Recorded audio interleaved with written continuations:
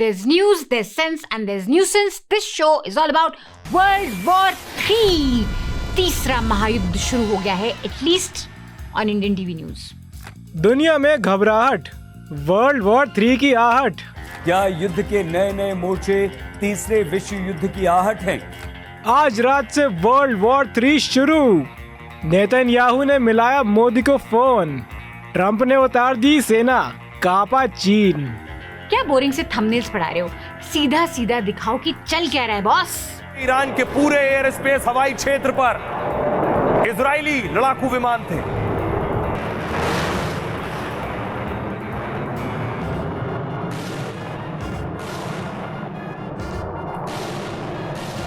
अब थोड़ा ईरान की न्यूक्लियर फैसिलिटी में घुमाओ. ईरान के मिसाइल साइट्स देख रहे हैं आप, किस तरह बंकर नुमा पहाड़ी इलाके में बंकर बनाकर कई 100 फीट अंदर इस तरह के मिसाइल छिपा रखे हैं. Now show an attack on Netanyahu's bedroom. Netanyahu ने इस बात का खुलासा किया है. नेतन्याहू ने कहा कि मेरे बेडरूम पर मिसाइल अटैक हुआ है. तेहरान ने मेरे बेडरूम की खिड़की पर मिसाइल दाग दी थी. Okay, Republic, you have really great graphics. You proved it, but can you, do you really have a match for the jets, the warfare ships, the fighter jets, the death, destruction and खूनी fonts of TV9? No, you don't. हाँ, हम बुरे पत्रकार हैं. Meanwhile, Trump ने जरूर ये कहा है that US will not kill Ayatollah Khamenei yet. If you're watching TV news, then you'll know that Netanyahu ने हत्या का ऑर्डर दे दिया है. हत्या की मंजूरी दे दी गई है. नेतन्याहू ने हत्या की मंजूरी दी है. सर्वोच्च नेता आयतुल्लाह अली खामनेई. हत्या का ऑर्डर तो दे दिया है, लेकिन किसकी हत्या? I can't really figure out. Israel ने खामनेई के खात्मे का ऑपरेशन शुरू कर दिया है. आयतुल्लाह अली खामनेई की, Ayatollah Ali Khamenei, Ayatollah Ali Khamenei. खामनी क्या होता है यार? It sounds like a dhokla variety. Khamenei. You can call him Ayatollah Khamenei. Meanwhile, from Iran, we saw some dramatic visuals coming in. Missiles striking the studio of a news broadcaster while the presenter was live on air. Now, irrespective of where you stand on this war, having something blown up behind you is quite scary. And if you're a normal human being, you would find that scary. Not if you are Jabba's Republic TV warrior though. Just watch how she runs away in a most cowardly manner when her own TV station is attacked in the middle of her volatile commentary. What a cowardly manner. She could have behaved just like how our brave heart Arnab behaved when Mumbai police came to arrest him. Relax.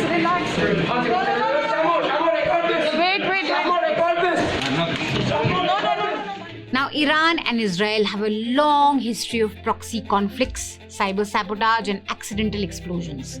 But this time, it's not a shadow war. It's all out in the open and it's very, very real. Missiles lighting up skies over Tehran and Tel Aviv, wreckage, fire, sirens, emergency crews. We've seen some surreal visuals come over the past few days in real time. Cities bombed, new studios hit, civilians scrambling for cover. On Friday, Israel launched a massive offensive. Over 100 targets were hit across Iran, including nuclear facilities in Natanz, a research center in Tabriz, military sites in Tehran. The attacks killed senior Iranian officials and nuclear scientists. At least 10 top nuclear scientists were killed. These guys were university professors, the people training Iran's next generation of nuclear experts. Another official, Ali Shamkhani, was Iran's top diplomat. He was supposed to be at the forefront of brokering peace with long-time enemy Saudi Arabia. Now the thing is, Shamkhani was not some Hezbollah fighter. He was negotiating Iran's nuclear deal with the Trump administration. Here's what he had said about Iran's nuclear deal with the US just last month.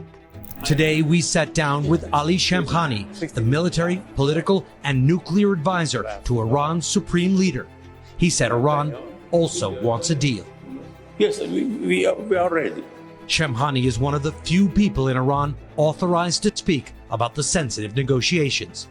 We We can definitely have better relations with the US. So Israel's actions effectively put a pause on diplomacy and resolving conflict with dialogue. It was able to precisely kill Iranian diplomats, scientists, and generals that put a full stop on all negotiations. It's important to note here that this precision is totally missing when it comes to taking out Hamas leadership in Gaza. There, Israel has to destroy neighborhood after neighborhoods, kill children, women, innocent men indiscriminately in search of Hamas. Anyway, in response to Israel's killing of top scientists, military men, Iran fired back with nearly 370 missiles. Some were intercepted by Israel's defense system, but several made it through, hitting Tel Aviv, damaging civilian infrastructure. The casualty is rising as we record this show. Around 300 deaths in Iran and at least about 24 people killed in Israel. Hundreds have been injured and countless have been displaced. But an important question comes here. After close to 2 years of bombing Gaza, why has Israel focused its attention towards Iran? Well, firstly, Israel believes that Iran is very close to developing nuclear weapons, and Netanyahu said that he had to strike now before they completed their work. Now. If this regime or its despotic neighbor Iraq were to acquire nuclear weapons, this could presage catastrophic consequences. Time is running out. We have to act responsibly. ये वाला clip नहीं यार, ये 1996 वाला है. नया वाला चलाओ. New one. By next spring, at most, by next summer, at current enrichment rates, they will have finished the medium enrichment and move on to the final stage. From there, it's only a few months, possibly a few weeks. Producers, not this. This is from 2012. Weeks away from having the fissile material for an entire arsenal of nuclear bombs. Producers, not this, yeah. This is from 2015. We are going to reveal new and conclusive proof of the secret nuclear weapons program that Iran has been hiding for years from the international community. ये भी पुराना है यार. Iran could produce a nuclear weapon in a very short time. It could be a year, it could be within a few months, less than a year. Okay, so I hope you got the point. According to Netanyahu, Iran has been very close to developing nuclear weapons since 1996. Just like US said Saddam had weapons of mass destruction and the American media championed that claim. Same to same feeling. Now, according to US intelligence, today, as of today, Iran is not actively pursuing a nuclear weapon. If it begins working on one today, it would take them at least 3 years to actually have one. So Iran's nuclear weapons are like Godi's spine. Everyone keeps talking about it, but no one has really seen it. Why you said this? Now, clearly the real problem seems to be Iran-US nuclear negotiations, which Netanyahu had opposed earlier.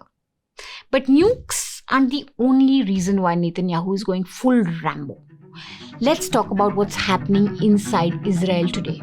Protesters gathered at Hostage Square in Tel Aviv, demanding the release of dozens of hostages still in Hamas custody.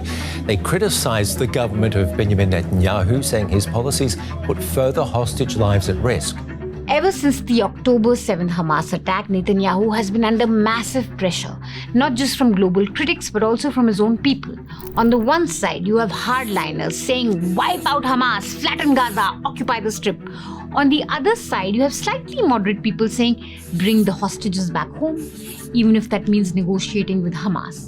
And somewhere in the middle of all of this, there's a corruption scandal involving Netanyahu. Yes, this man isn't just fighting wars abroad, he's fighting for political survival back home. He's facing corruption charges. If he loses power, it's not just early retirement, it could be early prison time. Add to this, there's a massive controversy brewing in Israel over the question of ultra-Orthodox Jews serving in the army or just being left alone to pray in peace. You see, ultra-Orthodox Jewish men have long been exempt from military service in Israel. This is unlike Israeli citizens who have to serve in the army. The logic is that these men dedicate their lives to studying the Torah, so they serve the nation spiritually. The reality, a growing section of Israeli society feels that these guys are just freeloading. Israel's Supreme Court recently ruled that these exemptions are unconstitutional. Israel's defense forces is also struggling to recruit enough soldiers during the ongoing conflict. The Israeli public is somewhat angry. Why should secular Jews die in wars while the religious men sit out? Netanyahu's coalition government includes powerful ultra-Orthodox parties who threaten to pull out if the draft exemptions are removed. So, if he enforces the draft, the government could fall. If it doesn't, the public could revolt. And if he ignores it, the Supreme Court might force his hand. But here's the twist. When it comes to Iran, even Netanyahu's critics support him. Most Israelis view Iran as an existential threat.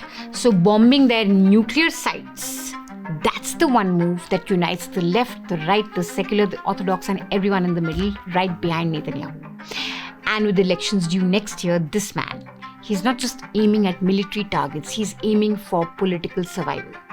Divided at home, surrounded by crisis and desperate to hold on to power, Netanyahu might be playing his riskiest political card yet. An attack on Iran is the kind of PR win that can keep him politically radioactive in a good way. Now you might be wondering कि यार इतना सब कुछ हो रहा है, where is Mr. Dolan साहब? India Pakistan के बीच तो सीज़फायर करा दी, पीस भी दे दिया हम लोगों को. So what has been US's role in Iran-Israel conflict? क्या सीज़फायर कर पाएगा Trump? We are not involved in strikes against Iran, and our top priority is protecting American forces in the region. This was a unilateral attack that the U.S. was not part of this Israeli military operation. So there's no involvement by the US. कोई लेना देना नहीं है इस लड़ाई में US का. But when Trump was asked if he would strike Iran, this is what he had to say. You've been answered questions about whether you are moving closer, or you believe the U.S. is moving closer to striking Iranian nuclear facilities. Where's your mindset on? I may do it, I may not do it. I mean, nobody knows what I'm going to do. I can tell you this, that Iran's got a lot of trouble. No one knows what Trump is up to except for Indian Godijivis. Donald Trump के vision में भारत भी है, मोदी भी है और हिंदू भी है. पूरी दुनिया में जंग का माहौल है and the world's most powerful man is this guy. Iran's got a lot of trouble. No wonder we are where we are today. This week, Trump called for Iran to surrender, total surrender. He did that on X, and he's even threatened Ayatollah Khamenei. Iran has clearly stated that they are against any intervention by the US and they might target US troops in the Middle East. And things are really tough for Trump back home too, because since he ran for president as the man who will avoid all wars and stop all wars, most of his supporters want the US military to stay out of the Israel-Iran conflict. This seems like a conflict which does not seem to be getting over anytime soon. And even though Iran's economy has been eroded because of years of sanctions and their military leadership being dead now, the Wall Street Journal this week reported that Iran has more missiles than Israel has interceptors. Interceptors are defensive missiles which destroy incoming ballistic threats mid-air. मतलब missile आकर गिरे उससे पहले ही destroy कर देता है ये system. These are more sophisticated weapons than offensive missiles, so they're harder and more expensive to make. And as of now, Iran has more missiles, like I said, than Israel has interceptors. So this can go on for very long. Both countries do seem to have staying power. Now, while Iran and Israel are busy intercepting missiles, Indian media ने मोदी और Trump के बीच का phone call intercept कर लिया. नरेंद्र मोदी ने जो सुनाया है ट्रंप. अच्छा, मोदी ने सुनाया ट्रंप को? कैसे? उन्होंने ट्रंप के मुंह पे कह दिया. मुंह पर कह दिया? यार सुशांत, तुम्हारा ग्राफिक भी दिखा रहा है कि फोन कॉन्वर्सेशन हो रही है दोनों के बीच में. फोन पे मुंह पे कैसे बोलते हैं? This tech is more high tech than Israeli Iron Dome. अब नरेंद्र मोदी ने ट्रंप से उनके मुंह पर कह दिया कि कौन मध्यस्थता जी, कोई मध्यस्थता हुई नहीं थी. ये उन्होंने ट्रंप के मुंह पे कह दिया. पीएम मोदी ने अमेरिकी राष्ट्रपति के इस दावे को भी उनके मुंह पर गलत बता दिया. डोनाल्ड ट्रंप को उनके मुंह पर नरेंद्र मोदी ने जो कहा, साबित कर दिया कि ये ट्रंप महाझूठा. ऑपरेशन सिंदूर पर पीएम मोदी ने ट्रंप के दावों को उनके मुंह पर ही झूठा दिया. उन्होंने जो आदमी बोल रहा है उसके मुंह पे कहा कि तुम झूठे हो. मुंह पे बोला भाई कि तुम झूठ बोल रहे हो. जिसने कंफ्यूजन फैलाया, पीएम मोदी ने उसी के मुंह पर सारी बातें क्लियर. सुशांत, एज यूजुअल तुमने ठीक से नहीं सुना. मुंह पे नहीं, मोदी ने कान में चिल्ला के बोला ट्रंप को, औकात में रहे अपनी. पीएम मोदी ने ऐसा क्या कहा कि ट्रंप की भी हालत खराब हुई? पीएम मोदी ने ट्रंप को ऐसा क्या कहा कि पाकिस्तान घबराया हुआ है? After India's Operation Sindoor and our Diggaj Netas doing world tours explaining our position and exposing Pakistan, the Pakistan Army chief was invited for lunch with Trump this week. Indian media, meanwhile, is still busy making Modi out to be some sort of a world leader जो आंख दिखा देते हैं, मुंह पर बोल देते हैं, कपा देते हैं लोगों को, कांप जाते हैं लोग मोदी को देख के। रौला तो देखो मोदी का। प्रधानमंत्री नरेंद्र मोदी इस वक्त जबरदस्त रौले में दिख रहे हैं। Pakistan's army chief gets invited for lunch with Trump and all these guys are capable of doing is giving us सस्ती कॉमेडी। इससे अच्छा तो रील्स ही बन रही हैं हिंदुस्तान में। Donald Trump with Asim Munir in White House. ऐसा केक तुमने जिंदगी में देखा भी नहीं होगा। आज मैं खिलाता हूं तुझे। ये क्या कर रहे हैं आप सर? मुंह मीठा कर रहा हूं तेरा। आ इधर। ये दुनिया की सबसे नायाब शराब है। तूने कभी सूंघी भी नहीं होगी। मैं तुझे पिलाता हूं आज। ले पीछे से बात कर रहे हैं आप। Asim Munir in White House. आज मैं आजाद हूँ दुनिया के चमन में, पंछी बनूं उड़ती फिरूं। Now, when two countries clash like what we are seeing in the Middle East right now, it's crucial for India to position itself strategically, keeping our own national interest front and center. India's relations with Iran and Israel are both important. We've always been close trade partners with Iran. We've supported the right of Israel and of Palestine to exist as two nations, and we've always been against terrorism. But navigating the current reality, keeping all this in mind, will be very tricky for us. So naturally, we will be careful in what we say, which side we pick, whether we even pick a side or not. Meanwhile, TV news channels at least have picked a side. इस जंग को 4 दिन हो रहे हैं और 4 दिन में इजराइल ने ईरान में जबरदस्त तबाही मचाई है। उसकी आप तस्वीरें देखिए। जब चाहे तब तेहरान पर इजराइल बम गिरा रहा है, जब मन कर रहा है भाई। जैसे इंडिया नहीं, जब उधर मन कर रहा था फोड़ दे रहा था। Anchors so excited, इजराइल ने ठोक दिया ईरान को। Yes, Iran has a right to feel aggrieved, but Israel has a bigger reason to feel like it's been a victim for far too long. Iran Israel युद्ध की वजह से कोई देश अगर सबसे ज्यादा डरा हुआ है तो वो है पाकिस्तान। पीएम मोदी और नेतन्याहू का धमाका ईरान को ठोकते ठोकते पाकिस्तान को निपटाने का प्लान बन गया है। Are the Pakistanis being used therefore as some kind of a nuclear threat, a nuclear blackmail, or a nuclear fulcrum? Is that Pakistan's new role of trying to use a bomb that can be rented by anyone?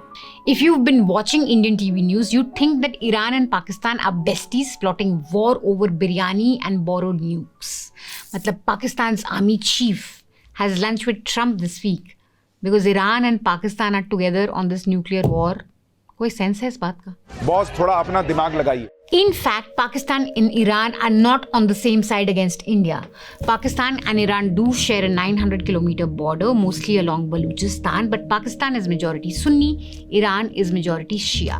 Historically, Iran has accused Pakistan of harboring Sunni extremists, which target Iran's revolutionary guards in Sistan and Balochistan. Pakistan, meanwhile, has accused Iran of allowing Baloch separatists to operate near the border. So yeah, they're neighbors, but not exactly best friends. Pakistan has close ties with Saudi Arabia, जो Iran का sworn enemy है. Meanwhile, Iran is close to India on trade, which annoys Pakistan. We built the Chabahar port, remember? Politically, Iran and India have often aligned on regional stability and non-alignment. Despite global pressure, India has maintained diplomatic engagement with Iran, recognizing its strategic importance as a trusted regional ally. And while some of our TV anchors genuinely seem to believe that Pakistan just rents out its nuclear weapons to other Muslim nations like some Airbnb listings, and that it might actually nuke Israel on Iran's behalf because Muslim Bhai-Bhai, that's just pure fantasy or bullshit. It's stupid for anyone to assume that they would do that, since Pakistan is actually a key ally for the US, which again adds to India's headache. During international conflicts, it becomes even more important for news channels to get their facts straight. These are high-stake moments. We have skin in the game, tensions are high, tempers are short, and the last thing anyone needs is anchors telling us कि third world war होने वाली है, or anchors spinning some bogus theories about Pakistan and Iran and how that's a threat to us. Misinformation at this time doesn't just confuse viewers, it can inflame hatred, cause panic, damage diplomatic relations with us. Viewers want to understand what's happening, not be shoved into a frenzy of hashtags and hyperbole. More importantly, we need to understand India's national interest. How does New Delhi balance its long-term relations with its near-term goals of fighting cross-border terrorism? These are complicated times for India, and just marveling at Modi's jalwa won't help us get through. प्रधानमंत्री मोदी की जब Italy की प्रधानमंत्री Giorgia Meloni से मुलाकात हुई तो Meloni फिर से मोदी की तारीफ करती नजर आई। वो पहले भी प्रधानमंत्री मोदी की तारीफ कर चुकी हैं, उनकी अप्रूवल रेटिंग्स की तारीफ करती हैं और आज भी वो प्रधानमंत्री मोदी की प्रशंसा करती हुई नजर आई। सबसे बड़ी प्रॉब्लम इंडिया की है ये गोदी जीवी, जिन्होंने पिछले 10 साल में इतना फॉल्स प्रोपेगेंडा किया है about India's great vishwaguru status that even those in power I think have started believing it instead of working hard at realizing the dream of being a global power. We aren't one yet. We have to work hard to be one. Thank you so much, guys, for watching that episode. If you liked it, don't forget to subscribe to newslaundry.com. Don't forget to check out our weekly podcasts, NL Hafta and NL Charcha, where we discuss important news of the week with experts. So catch that show. Catch both these shows if you want to understand things, if you want to gain context without screaming matches or idiotic hashtags. Check out NL Hafta and NL Charcha, and of course subscribe to News Laundry if you like our work. We'll be back next week. Until then, stay mad. That's the only way.